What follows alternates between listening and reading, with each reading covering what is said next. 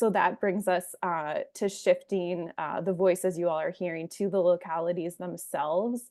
So our first panel looks at community achievements, impacts of the raft, and we'll start first with Kelly Davis, Senior Planner of Development with the City of Hopewell. I'd love to turn it over to you, Kelly, for some reflections. Thank you. Hi, everybody. I think the next slide should be our goals for the raft.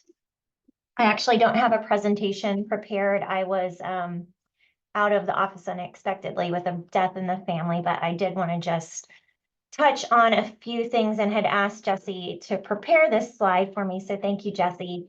So I wanted to share, and this isn't actually the full strategy list, but I wanted to share the top priorities that were identified in February to accomplish over the 1-year raft process.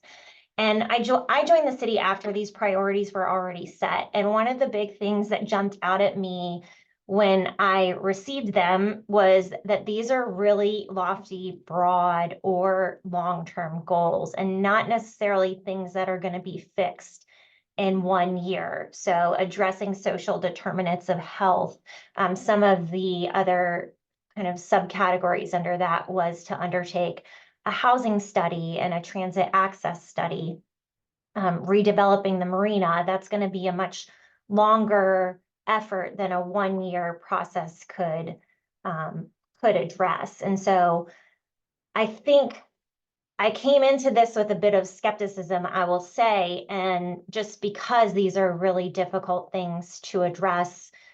We have one planning staff, myself, in the development department that was assigned to this.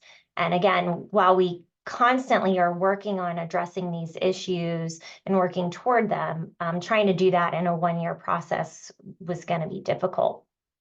And I think the raft process kind of clicked with me when Jessica Whitehead visited and we met to talk about our comp plan and the support that they might be able to provide for that. And she explained that Raft came out of the strategic doing method of strategic planning. And in that strategic doing process, you ask 3 questions. What could we do? What should we do? And what will we do? And a key driver in this process is that you answer these questions based on assets that you already have at the table, whether that's financial, staff capacity, or other resources.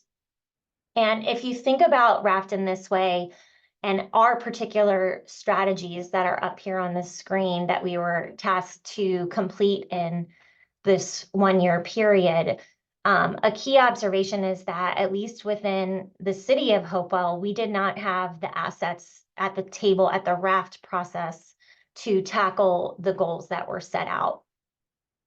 Again, that's not to say that we weren't already working on some of these or have plans in place to work toward these, but a lot of that was happening in a more incremental way. For instance, there's just no way that we could redevelop the marina in a year. We didn't have any funding for a housing study. And one of the items under social determinants of health was a transit needs, and Petersburg area transit wasn't at the table from a staffing perspective to be able to be at the table with Raft. And also, in terms of a little bit of context, the city also has experienced a major turnover with staffing through the course of this 1-year period. And while we're all staffed up now, I think that staffing capacity also meant that some departments that needed to be at the table, stormwater, for instance, or even the schools and public works, weren't participating in a way that was needed to carry out some of these goals. And so with all of those concerns expressed, Shannon and her team really stepped up to fill some of those asset gaps that we had to be able to take some steps to be able to address these goals that were set out from the beginning. I think you're going to hear from some of those, the folks that had stepped up from ODU to be able to support Hopewell. We really kind of focused this last year then on addressing social determinants of health, primarily food access and the transportation access side of things, because ODU was able to provide some support in those areas with existing staff that they had to be able to support those things.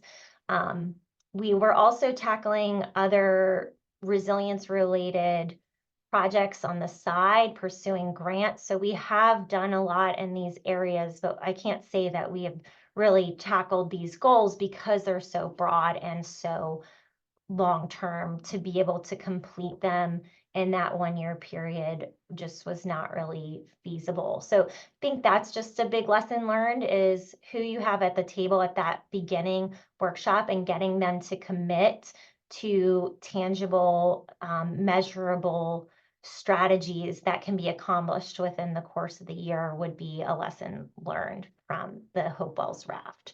But I'm excited for the folks that are going to share about the ways that they've addressed the social determinants of health and some of the projects that we're seeing come out of that. Thanks, Kelly.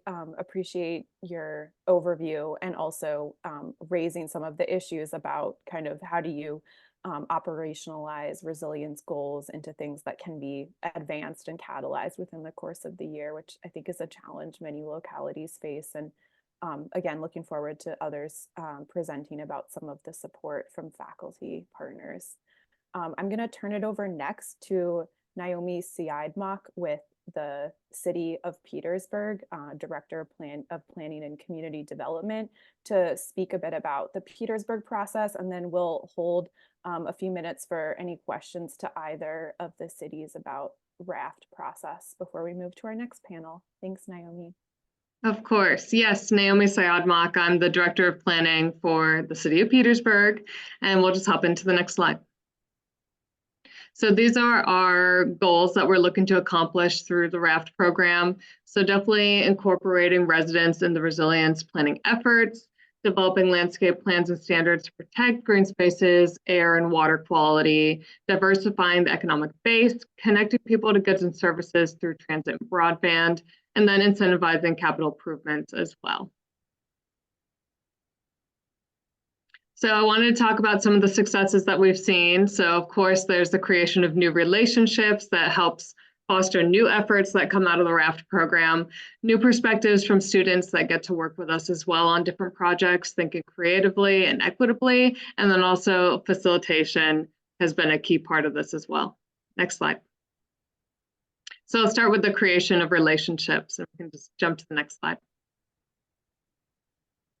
So as a result of this, we've been working with UVA and some of the students there to, as well as Karen Firehawk, to come up with ideas for green infrastructure in the city. From there, we found out about new opportunities such as the Community Forest Revitalization Program, and that being an opportunity for a grant, and the ability to then partner with the Green Infrastructure Center that's led by Karen. So it's really helped move from one relationship where we're getting assistance from students and coming up with creative ideas to the next, where we're moving into this other implementation phase, really focused on green infrastructure, especially trees. So now with this partnership that we're working with the U.S. Department of Forestry, as well as the Green Infrastructure Center, to create a tree ordinance.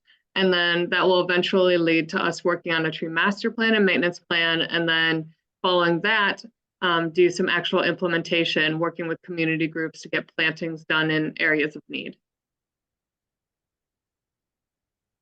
So the next success is definitely the perspective that we've got from the students that we've worked with. Next slide. So one example you can see here from some of the UVA students looking at green infrastructure, just coming up with ideas that, you know, maybe people would just write off right off the bat. That would say, this isn't feasible, this isn't, the cost benefits may be outrageous, when in fact, I've seen examples even in Atlanta, where if you do something like this example here, where the suggestion is to daylight a creek, it could even be more cost effective than having streams and culverts and so forth as a way to manage water. And you can see even here, they put some statistics on here that it's an economic generator and also has the opportunity to raise property values. So we'll get to work with some students this semester as well who will be taking a closer look at the opportunity to daylight, including cost estimates as well, and we can see where we can go for that. One of the big issues we have right now that really makes this conversation important is we have a couple sinkholes right in the middle of some parking lots we have downtown. So you can walk over to this parking lot, there is a metal fence, and you can look straight through the parking lot into Brickhouse Run. So really just looking at the opportunities that are available. Are we just going to pave right over it again like we did before? Or what can we also look at as a better way to manage water in a downtown that's vulnerable due to potential flooding and so forth? Next slide. And then this is also an example of some of the coursework we got from UVA students as well. We had one team, previously we had interest from Bird Scooter in locating in the city of Petersburg. It wasn't the right time. Council decided it's not the right time for us. We don't have the infrastructure in place, but it was timely for the UVA students to come help us out to see if we were to have bird scooters in the city of Petersburg, what ways might we request that we regulate them in terms of a contract to ensure we're aware of where they should be at destinations, as well as where they should be accessible for people who are in need. Where's that last mile, first mile issue that people might be having where transit isn't meeting the need? So that was a really great opportunity for the students to take a look at what riders are the most vulnerable riders that might need access to a micromobility source such as bird scooters. Next slide. And then I also want to talk about facilitation. Sierra's been really great at getting the right people together.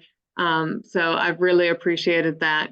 We definitely have a lot of people that have similar interests, and Sierra knows how to get us together in one place to have the conversations we need to have. Next slide. I did want to also talk about challenges though.